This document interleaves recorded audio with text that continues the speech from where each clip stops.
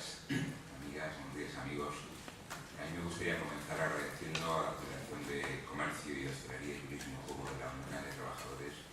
que haya invitado al Gobierno de Asturias a la clausura de unas jornadas que obviamente conmemoran el Día Mundial del Turismo, pero que yo creo que a la vez ponen de manifiesto la creciente preocupación de la sociedad, el creciente interés de la sociedad por el principal reto ambiental que hoy tiene la humanidad, por el cambio climático. Como representante de una Consejería de Medio Ambiente vais a permitirme que mi intervención ponga el acento sobre este aspecto. Como todos conocéis, el sistema climático terrestre ha cambiado de forma muy importante desde la época preindustrial. El IPCC, el Panel Intergubernamental de Expertos en Cambio Climático, ha evidenciado, ha puesto de manifiesto que ya son hechos innegables el aumento de la media de las temperaturas, tanto en la atmósfera como en los océanos,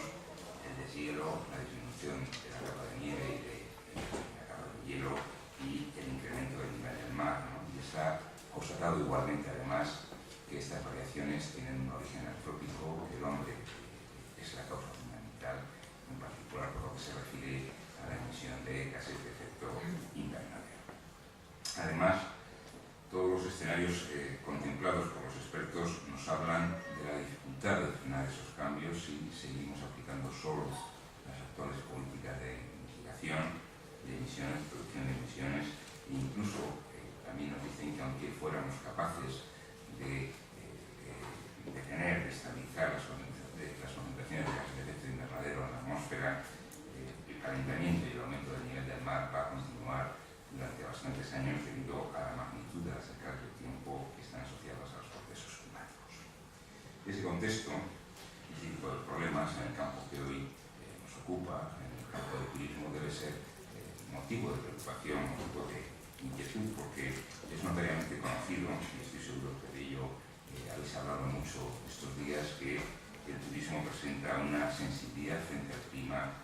muy elevada. El clima supone un factor de influencia decisivo, por ejemplo, en las zonas de atracción, en las zonas geográficas de atracción turística, sobre los calendarios de actividad, sobre las infraestructuras de funcionamiento e incluso sobre las propias condiciones de disfrute y de bienestar de los turistas. Pese a ello, sin embargo, debemos reconocer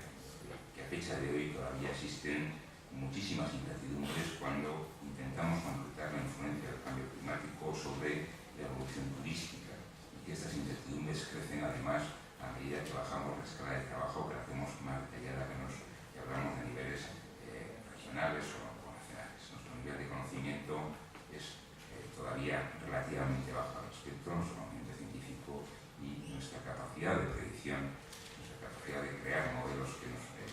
indiquen qué va a pasar es en consecuencia muy limitada. Podemos imaginar, no obstante, eso sí,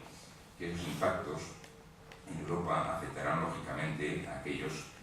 aspectos que están ligados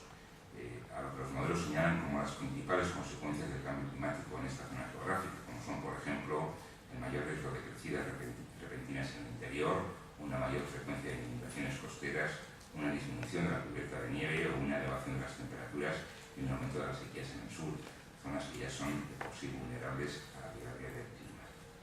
En estos escenarios es previsible que repercutan sobre el turismo tanto en la demanda,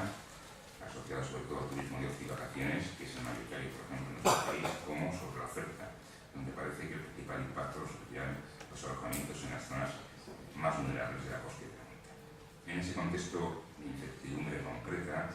aparecen, sin embargo, algunas líneas de trabajo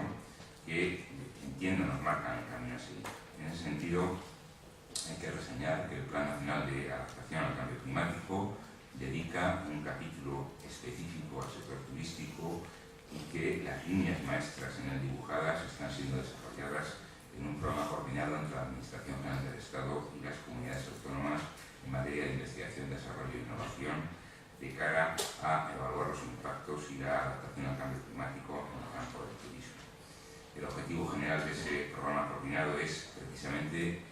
contribuir a generar y ampliar la base del conocimiento que es necesaria para avanzar en el proceso de adaptación al cambio climático, en una política sectorial que es estratégica para España, como la turística, y disminuir esas incertidumbres que mencionaba antes. Dentro de ese programa se han identificado 7 grandes líneas de trabajo prioritarias que van desde la evaluación del clima en el actual sistema turístico español, los impactos que supondrá el cambio climático por zonas geográficas específicas y por productos específicos, hasta la investigación sobre la relación entre la planificación turística y los recursos sensibles al cambio climático, pasando, por ejemplo, por el desarrollo de sistemas de indicadores en relación cambio climático-turismo, el desarrollo de modelos de gestión para optimizar las principales opciones adaptativas o los proyectos y métodos de análisis de costes de las medidas de adaptación y sus repercusiones sobre los sectores público, privado o sobre incluso sobre los propios precios de los productos turísticos. En cada una de estas líneas de actuación se han identificado además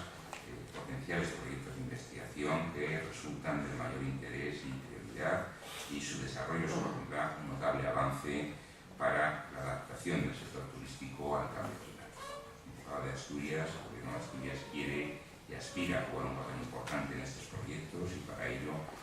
ha constituido un panel de expertos en cambio climático en el que se han incorporado varios investigadores vinculados al sector turístico. Pero más allá de la adaptación, que parece, al menos en algún grado, inevitable, el sector turístico debe jugar también un papel importante en la mitigación del cambio climático.